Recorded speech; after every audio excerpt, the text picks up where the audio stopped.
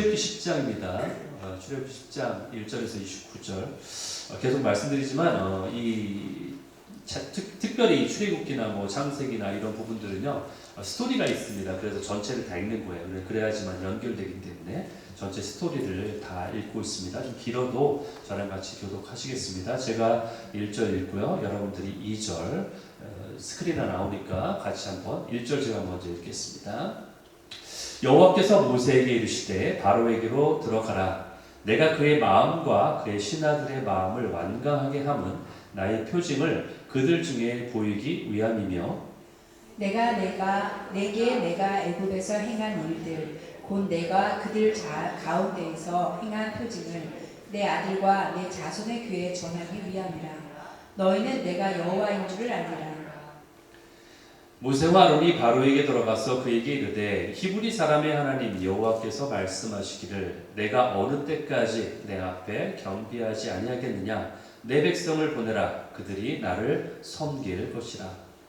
내가 만일 내 백성 보내기를 거절하면 내일 내가 메뚜기를 내 경내에 들어가게 하리니 메뚜기가 지면을 덮어서 사람이 땅을 볼 수 없을 것이라. 메뚜기가 내게 남은 그것 곧 우박을 면하고 남은 것을 먹으며 너희를 위하여 들에서 자라나는 모든 나무를 먹을 것이며 또 내 집들과 내 모든 신하의 집들과 모든 애굽 사람의 집들에 가득하리니 이는 내 아버지와 내 조상이 이 땅에 있었던 그날로부터 오늘까지 보지 못하였던 것이라 하셨다 하고 돌이켜 바로에게서 나오니 바로의 신하들이 그에게 말하되 어느 때까지 이 사람이 우리의 함정이 되리이까.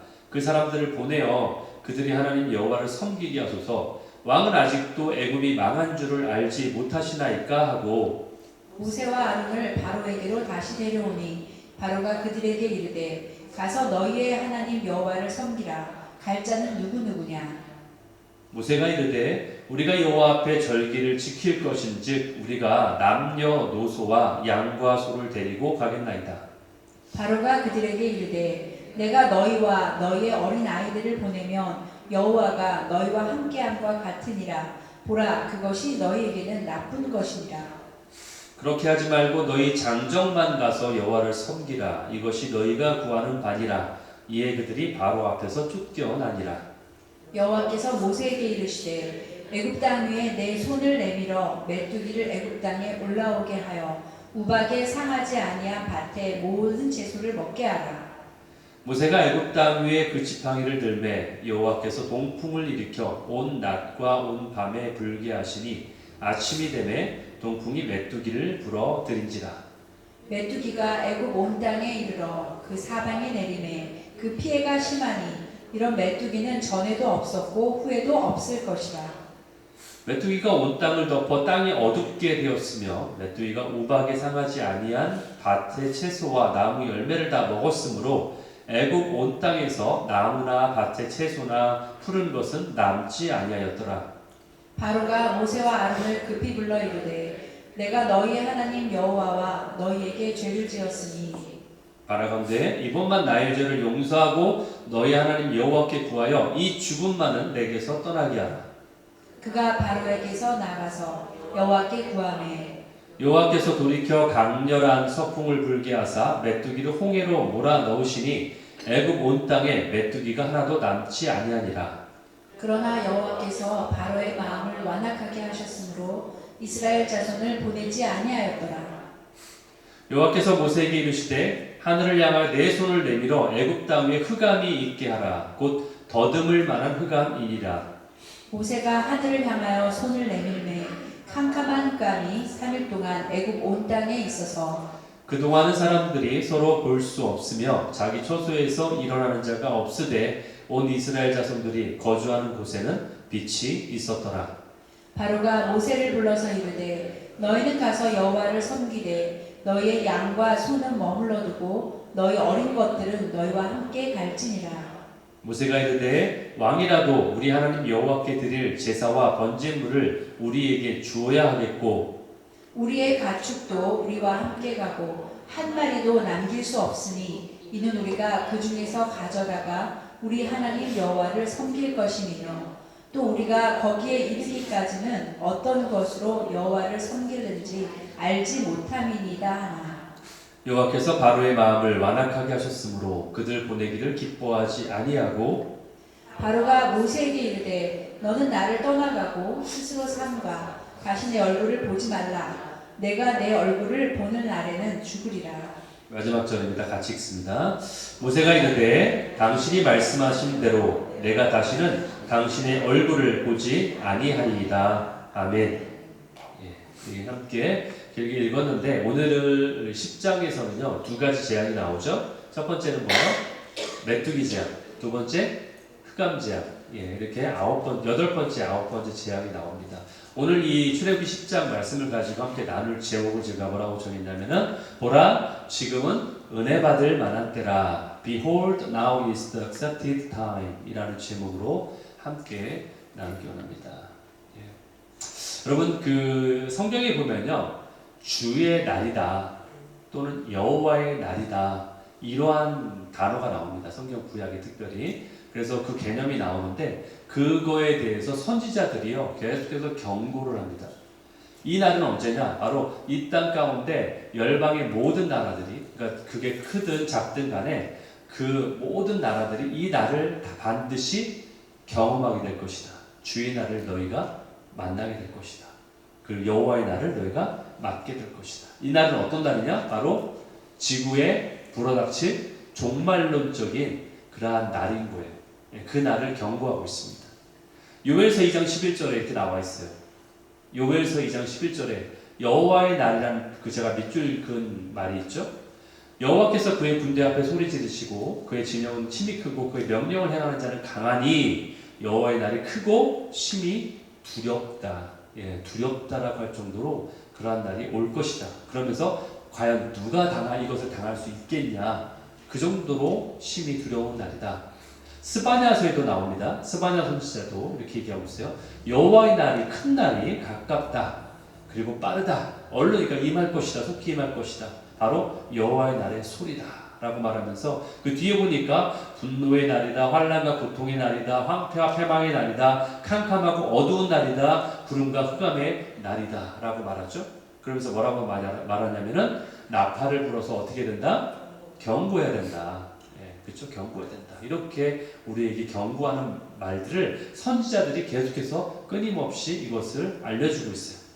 바로 이 10가지 재앙도 바로 그러한 재앙 중에 하나일 수도 있다는 거죠.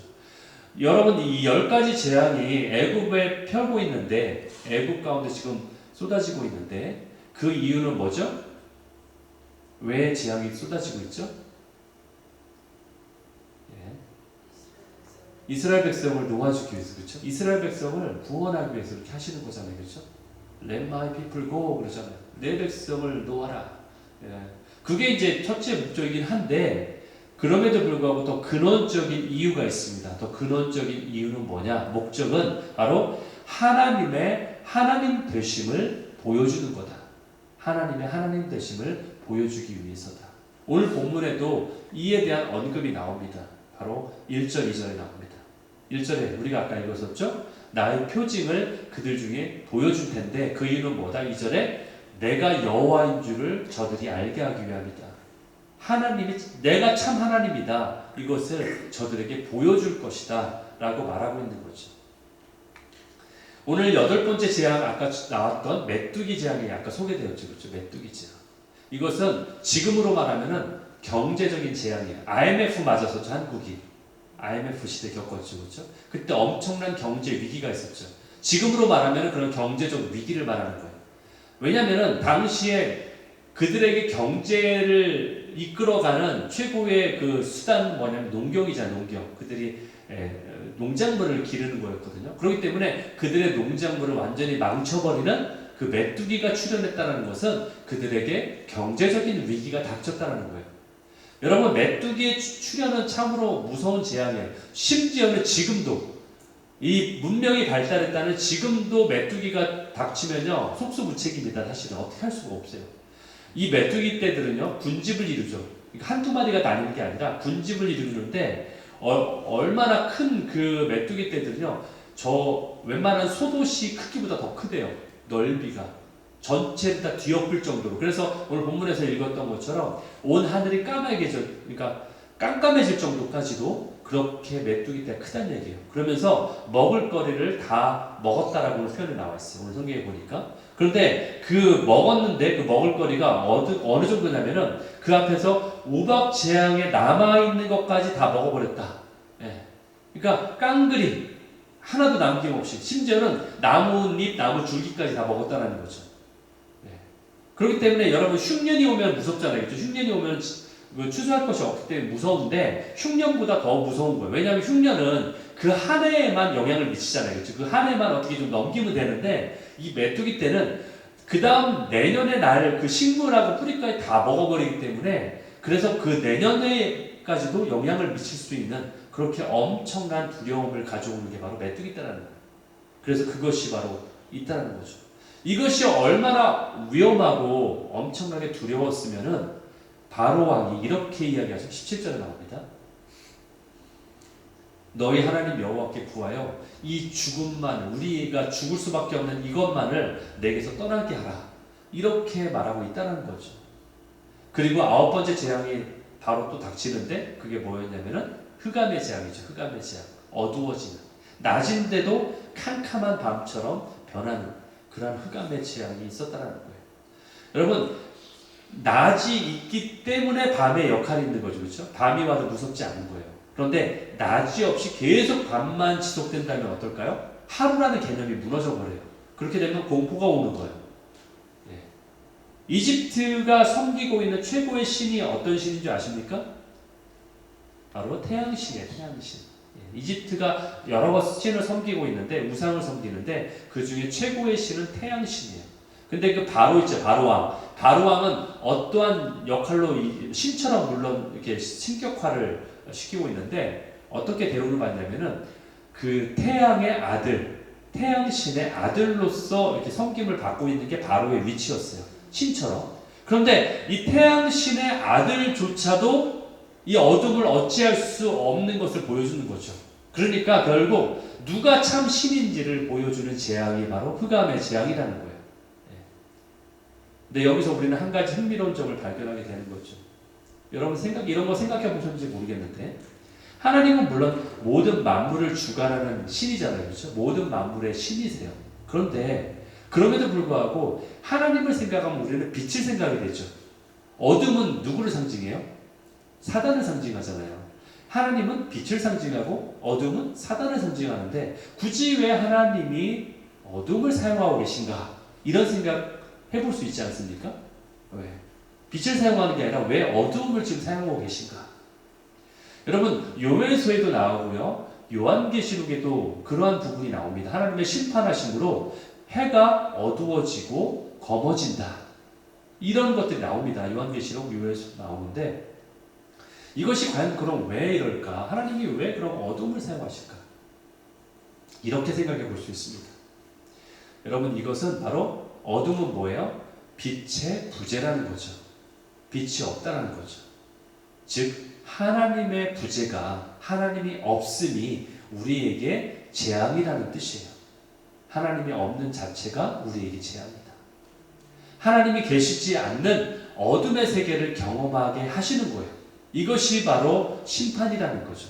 심판이라는 의미라는 거예요. 하지만 우리는 너무나 자주 하나님의 부재를 선택하잖아요. 우리가 세상을 살면서 하나님이 안 계신 것처럼 또는 하나님이 안 계신 것으로 간주하고 살기 원하잖아요. 주님, 제발 내가 행하는 이때만은 하나님이 좀 보지 않으셨으면 좋겠어요. 이런 경우가 있잖아요. 우리가 죄악을 경험할 때는 지금만은 하나님이 안 계신 것처럼 스스로가 그렇게 간과하고 그렇게 무시하고 하나님의 부재를 선택할 때가 있다는 거죠. 그런데 그것이 바로 재앙이라는 거예요. 그것이 바로 심판이라는 거예요. 결국 우리가 스스로 어둠을 선택할 때, 우리가 스스로 어둠을 선택하는 그 순간이 우리 스스로가 재앙을 자초하는 거다. 그것을 우리에게 알려주고 있다는 거예요. 그래서 어둠을 선택하셔서 그들에게 재앙을 보내주고 있다는 거죠. 빛의 부재는 너에게 재앙이 된다. 나를 거부하는 것은 너에게 재앙이다라고 알려주고 계신다는 거예요. 결국 이렇게 오늘 본문에 소개된 심판까지 총 9번의 심판이 이제 행해지고 있습니다. 9번. 이제 마지막 하나만 남았죠. 성경에 나와 있는 재앙으로, 그렇죠?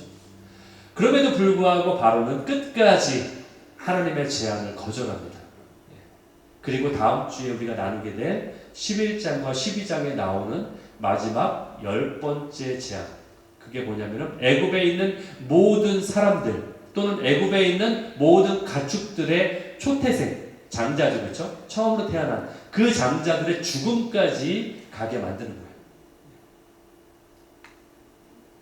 여러분, 예수님은요, 이 땅에 오셔서, 초림하셔서 이 땅에 오셨을 때, 신약이 나오잖아요. 이 땅에 오셨을 때 많은 기적을 행하셨어요. 우리가 봤죠, 그렇죠? 우리가 알고 있습니다. 많은 기적을 행하셨어요. 하지만 이렇게까지 기적을 행한 적은 없어요. 그 10가지 재앙처럼 이런 기적을 행한 적은 없으세요. 예수님이 행하신 기적들은요, 다 살펴보시면 아시겠지만 모두가 사람을 살리는 기적이었어요. 그렇죠? 사람을 죽이는 기적을 행하신 적은 없습니다. 예수님이. 그 많은 기적을 행하셨지만 모두가 다 사람을 살리는 치유하시는 기적 또는 오병이어처럼 사람을 먹이시는 기적, 이런 걸 행하셨지 사람을 죽이거나 심판하는 기적을 행하신 게 아니죠. 그렇죠? 예, 그런 기적 행하지 않으셨습니다. 예수님은. 그런데 이런 예수님이, 이랬던 예수님이 이제 재림의 날에는 자신의 행하신 기적의 패턴을 바꾸신다는 거예요. 그게 우리에게 새롭다는 거죠. 그것이 성경에 어디에 나옵니까? 제가 간단하게 두 말씀만 보여드릴게요. 요한계시록 2장 27절. 그가, 예수님이에요, 철장을 들고서, 전혀 우리가 상상할 수 없는, 여러분, 예수님이 철장을 들고 있는 예수님의 초상화나 사진 본 적이 있으신가요? 없죠. 예수님이 양을 안고 살아가시는 모습, 그 막 평화롭게 그 목자 되신 그분의 모습은 인자한 모습을 보이는 그러한 모습은 봤어도 철장을 들고 있는 그러한 예수님의 모습은 본 적이 없어요. 철장을 들고서 저희를 다스려 질그릇을 깨트린 것 같이 그렇게 행할 것이다. 예. 우리가 생각하는 예수님의 모습이 아니죠, 그렇죠? 이런 모습이 나오고 있어요.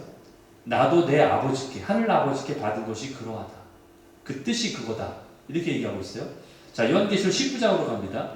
13절 14절. 그가, 여기서 그도 예수님이에요. 예수님이 피를 뿌린 옷을 입었대요. 무슨 뭐 영화에 나오는 막 무서운 영화에 나오는 그런 장면도 아니에요, 이거, 그렇죠? 피가 막 뿌려져 있는, 피가 막 튀어 있는 옷을 입었는데 그 이름은 하나님의 말씀이라 칭하더라. 하늘에 있는 군대들이 막 그를 따르고 있어요. 100만 타고 그를 따르더라, 군사들이. 그러면서 15절에 보니까 그의 입에서, 예수님의 입에서 예리한 검이 나온다. 말씀의 검이죠. 그러면서 그것으로 만국을 치겠다. 예. 철장 또 나오죠. 철장으로 다스리겠다. 그리고 뭐예요? 진노의 포도주 틀을 밟겠다. 비유적 표현이죠. 포도주 틀을 밟는다는 건요, 우리나라는 뭐 포도주를 잘 만들지 않으니까, 그러나 뭐 저는 가보지 않았지만 뭐 프랑스라든지 아니면 저쪽, 예, 중동 지역에 가면은 포도주를 만들 때 포도주를 갖다가 틀 안에 갖고서, 예전에는, 지금은 뭐 발로 밟지 않게, 그때는 밟았대요. 밟아서 즙을 내는 거죠. 그렇죠? 지금은 압축기로 누르겠지만, 그래서 뭐 포도주를 만들기도 하죠. 그처럼 포도주 즙을 밟을 때 어떻게 돼요? 그 포도주의 빨간 물이 몸에 튀겠죠. 그처럼 악한 자들을 다 내가 밟아버리겠다. 죽이겠다는 얘기예요. 그래서 포도주, 아까 봤던 피 뿌리는 옷을 그래서 입고 계신 거예요. 그것을 지금 상징하는 거예요.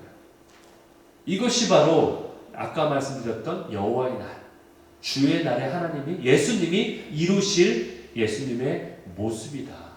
이렇게 우리에게 설명하고 있어요. 그럼 우리가 궁금하잖아요. 주님, 예수님, 왜 모습을 바꾸세요? 저희는 그냥 살아가는 그 모습만 좋은데 왜 달라지셔야만 하나요? 그냥 사랑으로만 하시지 왜 입장을 바꾸시나요?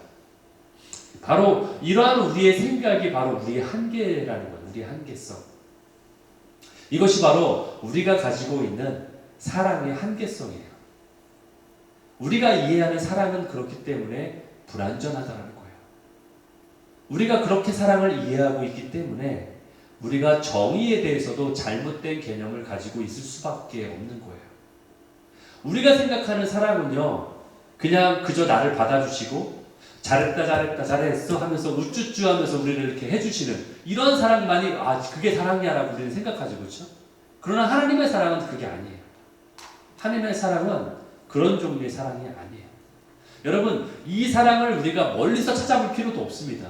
이러한 하나님의 사랑에 대한 예를 우리가 살펴보려면요, 멀리서 찾을 필요도 없이 가까이에 있는, 즉 우리가 이 땅의 부모님의 모습에서 우리가 살펴보면 찾을 수가 있어요. 우리의 부모님. 여러분도 이미 부모님이 되셨죠, 그렇죠? 여러분의 모습 또는 부모님의 모습을 보면 바로 이해가 됩니다. 육신의 부모님은요, 육신의 부모님의 사랑은 완벽하진 않지만 그래도 하나님의 사랑을 이해할 수 있는데 어느 정도 도움을 줄 수 있어요. 부모가 아무리 자녀를 사랑한다고 해도 자녀가 원하는 대로 다 해주진 않습니다.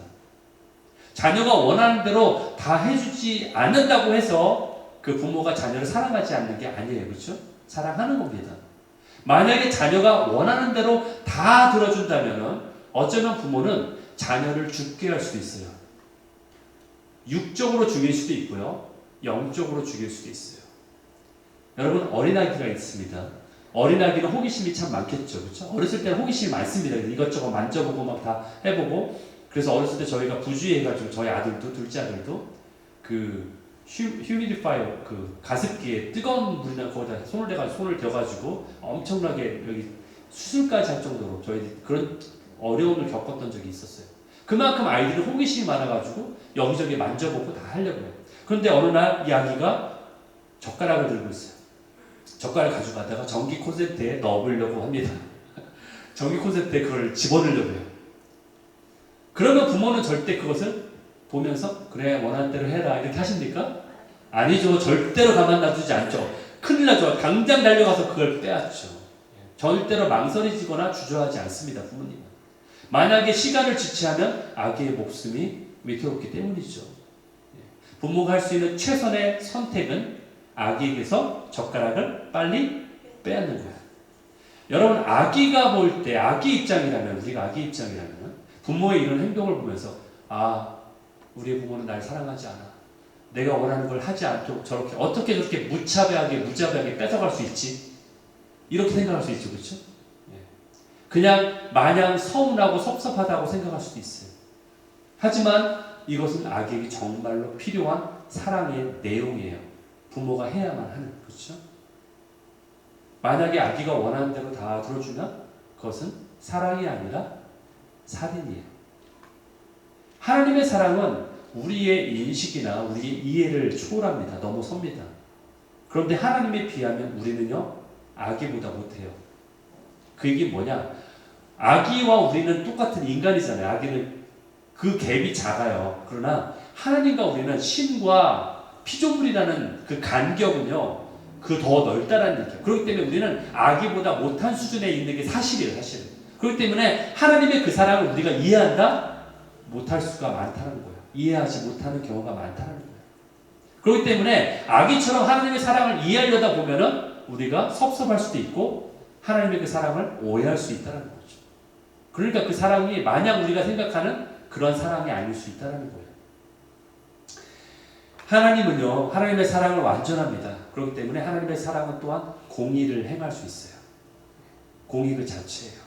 우리가 설명할 때 이렇게 얘기를 해요. 하나님의 사랑은 동전의 양면과 같다. 즉 한쪽 면은 사랑이고 한쪽 면은 공의다, 정의다. 그렇죠? 즉 두 가지가 함께 공존한다라고 설명하잖아요. 그러나 그 설명도 부족해요, 사실은. 그 자체가 하나이긴 하지만 그것을 이해하기 쉽게 우리가 그냥 말하는 정도가 그 정도라는 거예요. 결국 하나님의 사랑과 공의는 똑같은 거예요. 바로 저 십자가가 그거잖아요. 하나님의 사랑이 존재하는 곳이고 하나님의 공의가 존재하는 곳이에요. 우리는 하지만 사랑을 하면서 공의를 동시에 실천하는 것은 쉽지 않아요. 사람들은 내가 사랑을 실천한다고 하면서도 똑같이 공의나 정의를 실천하는 것은 쉽지 않다는 거예요. 그러나 하나님은 그것이 가능하다. 여러분, 성경에 그 한 이야기가 나오죠. 스토리가 나오는데 가늠한 여인, 그렇죠? 가늠한 여인을 잡아옵니다. 예수님 앞으로 질질 끌고 옵니다. 그러면서 그 무리들은 누구냐? 서기관들, 바리새인들이었어요. 그러면서 소리를 막 지르면서 막 자신들이 뭔가 대단한 일을 하는 것처럼 사람들한테 의기양양해서 사람들이 다 그러니까 주목을 끌기 위해서 막 소리를 지릅니다. 막 어찌 이런 일을 범할 수 있냐, 네가 뭐 간음했다 하면서 돌로 쳐 죽여도 마땅하다 뭐 하면서 막 예수님 앞으로 막 시끌벅적하게 끌고 옵니다. 예, 아주 의기양양하죠. 그러면서 가늠하다 붙잡힌 여인을 두고서 흥분하면서 예수님께 물어봅니다. 모세 율법에는 이러한 가늠하다 붙잡힌 자를 돌로 쳐서 죽이라고 되어 있는데 어떻게 할까요? 예수님한테 질문하는 거죠. 어떻게 할까요? 예수님을 시험하는 거죠. 그렇죠? 궁지에 몰아넣는 겁니다. 왜 이것이 시험이냐? 왜 궁지냐? 지금 예수님한테 이렇게 얘기하는 거예요. 네가 사랑을 선택할 거야? 아니면 정의를 선택할 거야? 사랑을 실현할 거 선택하는 건 용서해 주는 거죠. 정의를 실현하는 것은 뭐예요? 율법대로 돌로 쳐 죽이는 거죠. 그러니까 네가 어떤 걸 선택할 거야? 그 얘기는 뭐예요? 하나를 선택하면 하나는 포기할 수밖에 없잖아요. 돌로 쳐 죽이면 용서하는 게 아니니까. 그렇죠? 그런데 용서해 주면 돌로 쳐 죽일 수 없는 거잖아요. 율법을 실행하는 게 아니잖아요. 율법을 어겨야 되잖아요. 그러니까 결국 인간들한테는 쉽지 않은 문제죠. 그러니까 예수님을 궁지에 몰아넣는 거예요. 이도저도 하지 못하게 몰아넣고서 지금 시험하는 거죠. 바리새인이며 서기관이던 이들은 지금 율법을 내세우고 있어요. 우리가 하는 일은 정의를 지금 실현하는 거야. 그렇게 말하고 있으면서 사실은 율법을 지키지 않고 있어요. 정작 보면. 왜 그런지 설명드리면 이날이 어느 날이냐? 바로 그 유대인들이 아주 절기를 지키는데 그 중에 최고의 명절이라고 할 수 있는 초막절이에요. 초막절. 이날이 초막절입니다. 즉 거룩한 날이에요. 그러니까 거룩한 날에는 거룩하지 않은 일을 하면은 오히려 율법을 어기는 일이에요. 그렇죠? 그리고 지금 예수님이 있는 장소가 어디냐? 바로 성전이에요. 성전. 이 부정한 여인을 성전 안으로 끌고 온 거예요. 말하자면 자신들이 부정하다고 했던 여인을 거룩한 이 성전 안으로 끌고 온 거예요. 그러면서 결국은 돌을 던져서 피를 보겠다는 얘기예요. 그러니까 거룩한 날에 거룩한 장소에서 피를 보겠다는 거죠. 잔인한 거죠. 그렇죠? 그러니까 이들은 결국 이 최고의 거룩한 날을 최대의 비극의 날로 만들어 버리겠다. 그런데 그거는 이 예수를 곤욕스럽게 만드는 일에 이것을 사용하겠다는 거죠. 그러니까 이들 자체의 행위가 율법을 어기는 행위였다는 것이 분명하다는 거예요. 그리고 두 번째, 정말로 그러니까 이들에게는 사랑이 없다는 거죠. 그렇죠? 이 잔인함을 보일 사랑이 없다는 거예요. 그리고 두 번째 뭐냐? 이 지금 간음한 여인을 데려왔다는 거죠. 그런데 율법대로라면요. 간음을 혼자 합니까? 남자가 있죠. 상대가 있는 거잖아요. 그런데 왜 남자는 데려오지 않았어요? 그렇죠? 율법대로라면 남자도 동시에 데려왔었어야 되는 거예요. 그러니까 이들은 지금 반만 행하면서 겉으로만 율법을 행하는 것처럼 보여주고 있다는 거죠. 생색만 내고 있다는 것을 알게 된다는 거예요. 그리고 정말로 이들이 율법대로 처리했다면 예수님께 데려올 필요도 없이 그냥 행했으면 되는 거예요. 그러니까 이들이 하는 행위들은 사랑도 없었고 정의도 없었던 행위라는 것을 우리가 볼 수 있다는 거예요. 그러니까 예수님 뭐라고 얘기해 그들에게? 아주 명대답을 하시죠. 너희 중에 죄 없는 자가 돌로 쳐라. 저는 근데 예수님도 시대를 분별하셔서 이 얘기를 하신 것 같아. 만약에 요즘 시대에 예수님이 계셔서 이 얘기를 하셨다면은 사람들이 양심이 없어서 돌로 진짜 쳤을 것 같아요. 근데 그 당시 사람들은 자기를 돌아볼 줄 알아가지고 갔는데 지금 시대라면 저는 장담 못할 것 같아요. 지금 시대라면 오히려 돌로 쳤을 것 같아요. 예. 그들이 뭐 어떻게 해요? 너희 중에 죄 없는 자가 돌로 치라고 하니까 자신을 돌아봤겠죠. 자신의 동기가 순수하지 않다는 것을 깨닫게 되는 거예요. 그리고 목적을 위해서, 그 목적이 뭐예요? 예수님을 고소하기 위한 그러한 목적에 의해서 수단과 방법을 가리지 않았던 자신들의 악한 모습을 깨닫게 되고서 들었던 돌을 땅바닥에 던지고 그냥 아무 말 없이 한두 명씩 떠나가게 되버리는 거죠. 결국 이들은 정의를 지킨다고 하지만 정의가 없었어요. 이들 안에는. 그리고 사랑도 없었죠. 그렇습니다. 이렇게 모든 자가 떠나가고 이제는 누구만 남았냐면은 예수님만 남았어요.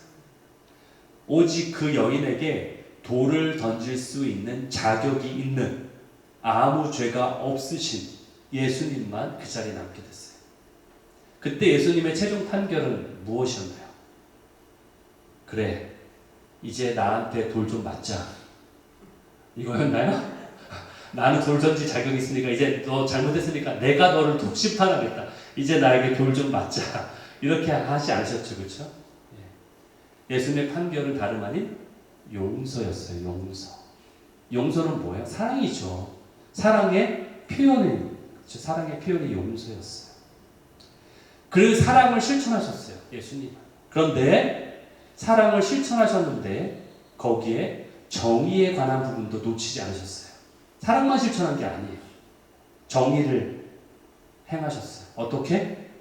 너의 유죄는 확실하다. 그녀를 정죄하진 않았지만 뭐라고 하셨냐면은 다시는 이런 죄를 범하지 말아라. 용서는 하셨지만 그러나 죄는 죄라고 분명히 말씀하셨어요. 그런데 요즘 시대는 죄가 아니라고 지금 말하고 있죠. 동성애라든지 그런 것도 그렇죠. 결국 정의운동은 그게 아니라는 거예요. 그거는 인본주의적 정의운동이에요. 하나님이 말씀하시는 안에는 사랑과 정의가 동시에 공존하고 있는 거예요. 여러분, 우리는요, 연약하고 부족하기 때문에, 완전하지 않기 때문에 우리가 정의를 외치는 순간, 물론 정의를 외치지 말라는 게 아니라 우리의 연약함 안에서 외치는 정의는요, 그 안에 사랑이 없는 것을 너무나 많이 보게 돼요. 오직 다른 자를 향한 분노만 가득해요. 나는 정의로운데 너희는 왜 못해? 라고 다른 사람을 손가락질하는 그러한 정의만 외치게 되는 거죠. 그게 바로 인본주의적 정의죠. 왜? 우리가 불완전하기 때문에 그래요. 다른 사람을 향해서는 정의를 외치는 자들이 할 수 있는 최고의 실수는 자신은 정의롭다고 생각하는 거예요. 자신도 안 그런데. 반면에 나 자신에 대한 사랑이 가득할 때는 어떻게 돼요? 스스로에게 너무나 관대하죠. 내로남불이라 가지고 그렇죠? 너무나 스스로에게 관대하기 때문에 내 안에는 정의가 없는 거예요. 나에게는 무조건 관대해요. 이처럼 사랑의 실천, 정의의 실천 둘 다 우리는 불완전해요. 그러한 존재들이에요. 그러나 주님은 그렇지 않다는 거죠. 여러분 아까 말씀드렸던 주의 날, 여호와의 날 이거에 대한 하나님의 공의의 심판자로 이 땅에 오시는 이유는 그 이유는 뭐냐? 정의만을 위해서 오시는 게 아니에요. 우리 믿는 자들에 대한 사랑을 완성하기 위해 오시는 거예요. 우리가 그동안 세상 가운데서 믿지 않는 자들의 어려운 가운데 어떻게 보면 핍박도 받을 수 있죠. 그렇죠? 심지어는 순교자들이 있잖아요. 여러분 최근 100년 사이에 순교자들이 초대교회나 이전에 그동안에 쌓여왔던 누적된 그 순교자의 수보다 더 많다는 거 아세요? 우리는 생각할 때 성경에 순교자들이 나오니까 오히려 예전에 초대교회 때 순교자가 더 많다라고 생각할 수 있는데 바로 100년 그 전까지 누적된 순교자의 수보다 최근의 100년이 더 많은 겁니다. 더 많습니다. 그것은 뭐냐? 지금도 여전히 핍박받는 믿는 자들이 있다는 거예요. 그러한 사랑을 완성하기 위해 주님은 오시는 거예요. 구원의 완성. 그 사랑의 완결은요, 주님보다 높아진 것들, 그것이 이 땅의 사상이건, 이 땅의 문화이건, 이 땅의 정부이건, 이 땅의 권력이건, 그것을 심판하러 오시는 날이 바로 주님의 날이에요. 여호와의 날이에요. 그렇기 때문에 이 일을 이루기 위해서 예수님이 그때는 정의의 모습으로 오시는 거예요. 그렇기 때문에 그렇게 백마를 타시고 피 뿌리는 옷을 입고 철장을 들고 오시는 거예요. 그렇기 때문에 초림 때는 아기로 오셨잖아요. 그렇죠? 아기로 태어나셨죠. 그때는 누군가의 도움을 받아야만 하는 겸손의 왕으로 오셨어요. 그러나 재림에는 아기로 오시는 게 아니라 성인의 모습으로 부활체를 입고 그 모습 그대로 오시는 거예요. 그래서 심판주의 모습으로 오시는 거예요.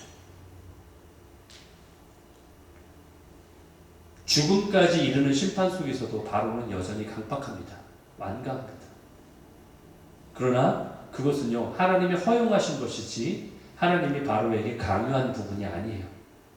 그 완악함의 선택은 그 바로왕 자신에게 있는 거예요. 주님은 계속해서 죽게 돌아오라고 계속 말씀하고 계십니다. 창세 이후로요, 계속해서 하신 말씀에 그 동일한 메시지는 그거예요. 여호와께 돌아가라. 아까 우리 찬양이 있었잖아요. 죽게 돌아가야 된다. 그렇죠? 여호와께 돌아가자. 우린 넘어져도 그는 우리를 붙잡으신다. 그렇죠? 선지자를 통해서도 각 시대별로 이 선지자가 죽으면 또 다른 선지자를 세우시고 계속해서 바뀌었지만 메시지는 동일했어요. 메시지는 동일했어요. 주께 돌아와라. 고린도후서 6장 1절 2절에 이런 말씀이 있어요. 지금은 너희가 은혜를 헛되이 받지 마라. 그러면서 2절에 보라 지금은 은혜 받을 만한 때라. 이게 뭐 어떤 허울 좋은 그런 미사오가 아니에요. 은혜 받을 만한 때라고 해서 여기에 뭐 적어놓듯이 이렇게 캐치프레이즈로 얘기하면서 모토로 우리가 외치는 그런 구절이 아니에요. 영어로 보면 이게 나와 있잖아요. 오늘 제목인데 Now is the accepted time이에요. 너희가 주님 앞에서 허용이 되는 시기다. 지금 받아들여지는 시기다.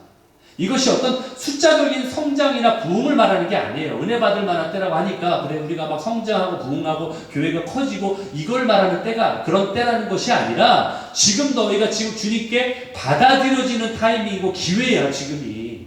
그러니까 지금 주께 돌아와야 된다. 바로에게 하는 말이죠. 그렇죠? 네가 10가지 제한까지 가기 전에 덜 위험하고 덜 어떤 강도가 약한 그 심판이 내려질 때에 두 손 들고 와라. 기회를 주시는 거죠. 그것을 우리에게 말씀하고 있습니다. 이러한 날이 멀지 않았다. 주님의 은총을 받을 날이 바로 지금이다. 페이버, 주님의 페이버라고 하죠. 그날이 바로 지금이다. 이것은 바로 이 날이 얼마 남지 않았기 때문에 우리에게 긴박성을 알려주는 거예요. urgency. 너희가 지금 긴박하다. 돌아와야 된다. 여러분 종말론을 얘기하면은 뭐 이단성이다 해가지고 사람들이 타부시하잖아요. 금기시하잖아요. 얘기하는 걸 꺼려하잖아요. 그렇죠? 저는 그래서 생각하는데 만약에 정말로 요한계시록을 뭐 공부하기 싫거나 인정하기 싫으면은 그냥 여러분 가지고 다니는 성경에서 그냥 떼어버리세요. 그 뒤를 칼로 잘라서 요한계시록을 버리세요. 그냥. 근데 그렇게 안 하잖아요. 그렇죠? 성경이라고 인정하는 정경 안에 들어가 있잖아요. 그런데 왜 그걸 무시합니까? 그 말씀을. 당연히 있는 말씀인데. 창세기가 중요하듯이 태초가 중요하듯이 마지막도 중요한 겁니다. 그렇죠? 주님은 처음이고 마지막이다. 알파와 오메가다. 그렇죠? 그 말씀이에요. 여러분 종말론을 이야기하는 것은 미래의 것을 얼마나 우리가 잘 때려 맞추느냐, 얼마나 잘 예언하느냐 이게 중요한 그런 일에서 중요한 게 아닙니다. 아니면은 미래에 어떤 일이 일어날까 막 우리의 지적인 호기심을 채우기 위해서 중요한 게 아닙니다. 그것이 중요한 이유는 뭐예요? 너희가 준비되어라. 그래서 이 말씀을 주신 거예요. 너희가 준비해라. 준비되어라.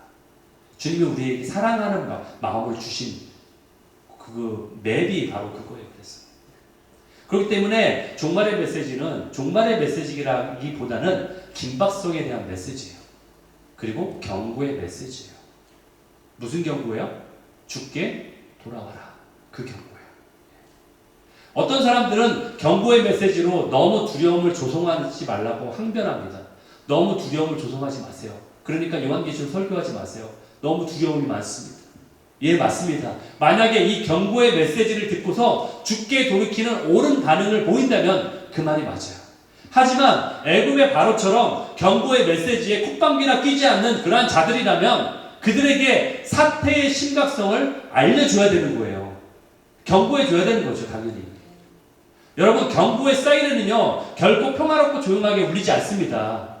사이렌은 그 말 그대로 경고이기 때문에 그래요. 여러분, 여기 토요일만 되면 12시가 되면 경고의 사이렌 울리죠. 듣기 싫죠, 그렇죠? 경고는 그런 거예요. 듣기 싫은 얘기예요. 그게 경고죠, 말하자면. 그렇죠? 여러분, 사람을 깨워야 하기 때문에 그래요. 자는 사람들을 깨워야 하기 때문에 항상 불편한 겁니다. 여러분, 옛날 광고 카피 중에 이런 게 있어요. 미인은 잠꾸러기다. 그러면서 이쁜 여자가 화장품 광고 같은데 이쁜 여자가 막 잠에서 깨어나는데 해맑은 웃음을 지으면서 막 햇볕이 차라리 쫙 따스하게 비치는 가운데 웃으면서 이렇게 쫙 이렇게 깨어나는 그런 광고를 보신 적 있으시죠? 여러분, 실제로 깨어날 때 여러분 그렇게 일어나시나요? 어느 누구도 유쾌하게 깨어나지 않습니다. 자는 게 편하죠. 깨어나는데 어느 누가 막 해맑게 웃으면서 깨어납니까? 계속 자는 게 편하죠. 그런데 그 깨우는 일을 맡은 사람들은요, 사람들에게 듣기 싫은 얘기를 해야 될 수밖에 없는 거예요. 깨워야 되니까. 경고의 메시지죠. 경고의 나팔을 울려야 된다고 본문에 나오지 않습니까? 그렇죠? 경고의 나팔을 울려야 된다. 지금 건물에 불이 나서 이제 얼마 안 있으면 건물 자체가 전소돼서 다 죽을 것이 뻔한데 그분을 먼저 발견한 자가 불이 난 줄 모르는 사람들한테 가서 불났습니다라고 외치는 것은 너무나 당연한 것 아닙니까? 그런데 불이 난 것을 막 경고하고 있는데 그걸 모르는 사람이 이렇게 말한다고 하면 어떨까요? 여러분, 당신 너무 사람들한테 과도한 두려움을 준 행위 좀 안 했으면 좋겠습니다. 너무 두려움을 주고 있어요, 지금. 우리가 이거에 대해서 조금 더 시간을 갖고 차근차근 한번 나눠보실까요? 어쩌면 당신이 잘못 보았을 수 있지 않을까요?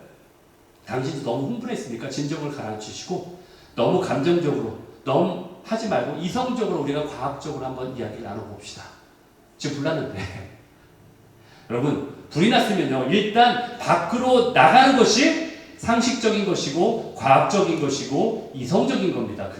그게 감정적인 것이 아니라.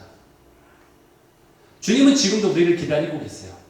주님이 오실 그날이 지금 다가오고 있습니다. 아멘? 그 경고의 메시지를 우리가 들어야 돼요.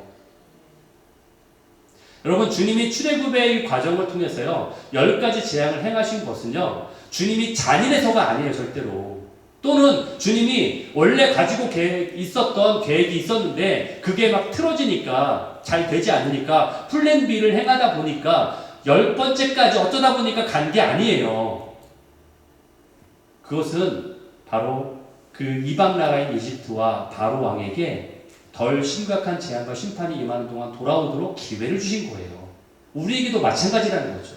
우리에게도 덜 심한 재앙이 있을 때, 경고의 메시지가 있을 때 너희가 죽게 돌아와야 된다. 이것을 우리에게 말씀하고 있다는 거예요. 출애굽기 10장 2절에 그러니까 이렇게 나와 있죠. 너희는 내가 여호와인 줄 알지라. 여러분, 예수님이 우리에게 알려준 어떤 비유의 어떤 이야기가 있는데 거기에 부자와 거지 나사로의 이야기가 있습니다. 거기에 보면은 또 다른 증거를 너에게 보여줘도 믿지 않을 것이다. 너희가 믿지 않는 이걸 나와요. 그게 뭐냐면은 죽은 부자가 있었어요.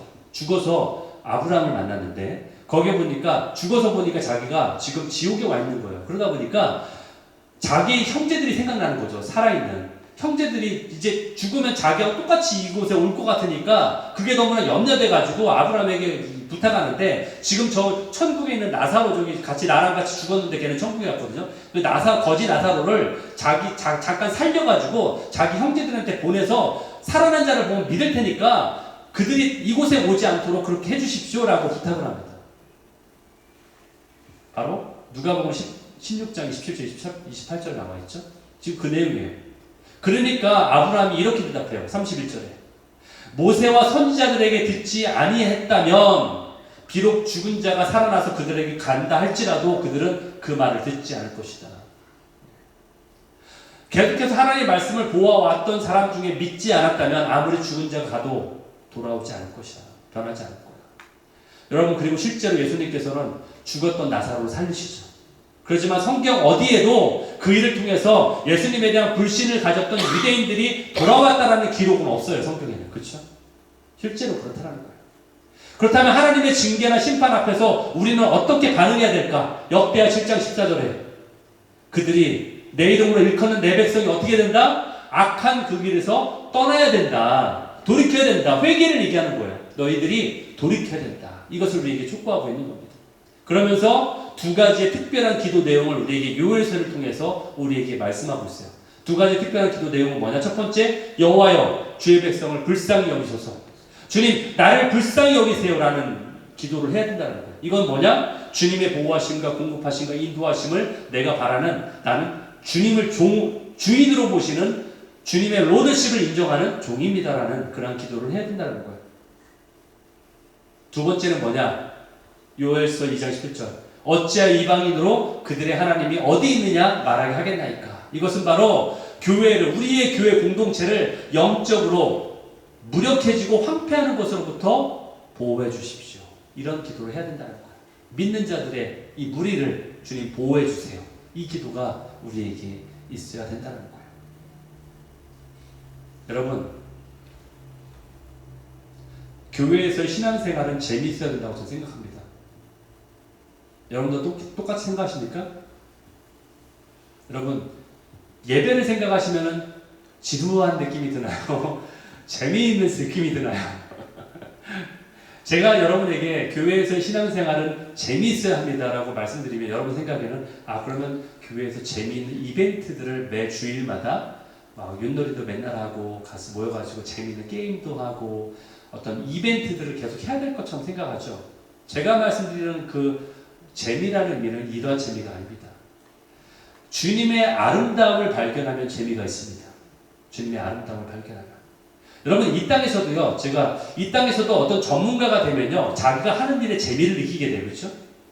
여러분 전문가는 재미가 있는데 어깨너머로 그걸 바라보는 사람은 재미가 없어요. 한 가지 예를 들면 바둑도 마찬가지예요. 저는 바둑을 둘 줄 몰라요. 그래서 바둑 하시는 분들 보면은 저렇게 재미없는 걸 왜 이렇게 재밌게 하시지 이런 생각이 듭니다. 하지만 바둑을 정말 그 깊이에 들어간 분들은요. 바둑이 정말 재미가 있기 때문에 거기에 몰두해서 밥 먹는 것까지 잃어버릴 정도로 재미를 거기서 느끼는 거죠. 신앙도 마찬가지예요. 하나님을 아는 아름다움을 안다면요. 그 재미에 빠지면은 재미가 있는 거예요. 그 재미, 하나님의 아름다움에 대한 계시를 아는 자. 그래서 주님을 만나서 대화를 나누고 주님과 교제하고 주님과 예배하는 것이 즐거운 자는 재미를 알게 되는 거예요. 여러분, 교회는 지루할 수 있어요. 여러분이 생각하는 교회는 지루할 수 있지만 그러나 주님은요 절대로 지루하지 않습니다. 지루한 분이 아닙니다.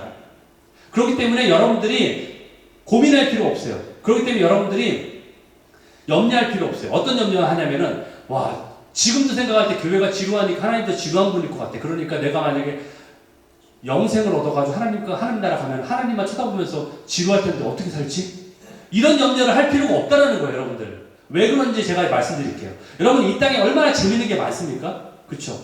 저는 옛날에 한참 어떤 TV 쇼를 하나를 예를 들었는데 젊은이들한테 특히 얘기할 때에 여러분 무한도전 아시죠? 무한도전 얘기를 했어요. 뭐 아는 분도 있고 모르시는 분도 계시겠지만 무한도전 재밌죠? 그럼 사람들이 그래요. 여러분 예수님은 무한도전보다 더 재밌으세요. 예. 왜냐면요 그것이 어디에서 나왔어요? 그 창작성이 그 생각의 아이디어가 사람의 뇌, PD, 작가들의 머리에서 나온 거죠. 그걸 누가 창조하셨어요? 하나님이 창조하신 거예요. 하나님의 머리에서 그게 다 나온 거예요, 사실은. 그러니까 하나님은 그보다 더 재미있고 더 아이디어가 있고 더 창조성이 있는 분이세요. 심지어는 우리의 이 뇌를 창조하신 분이 그분이시잖아요. 그러니까 하나님이 지루할 거라는 염려는 허튼 염려예요. 그런 염려 하실 필요 없다는 거예요. 그러니까 여러분들 고난의 때와 심판의 날은 온다 할지라도 우리는 그 예수님의 아름다움을 알기 위해서 기도해야 돼요. 그 상사병에 걸린 여인처럼 그렇게 기도할 때 우리는 승리하는 교회가 될 수 있습니다. 그리고 하나님 우리에게 허락하신 그 부르심을 향해서 걸어가야 돼요. 그것이 바로 나의 부르심이에요. 우리 교회에게 주신 부르심도 있고 여러분 각자에게 주신 부르심이 있어요. 그 부르심을 향해 걸어갈 때에 우리는 심판과 재앙이 단지 심판이 아니라 그 안에서 우리는 하나님의 아버지의 사랑을 발견하게 되는 거예요. 그것이 진정한 사랑을 완결하시는 것임을 우리가 깨닫게 되는 거예요. 여러분 아시기 바랍니다. 지금은 은혜 받을 만한 때입니다. 지금은 바로 그런 때예요. 고난과 역경 속에서도 이 주님 앞에 나아가시는 여러분 되시기를 예수 그리스도의 이름으로 축원합니다. 아멘. 우리 함께 일어나셔서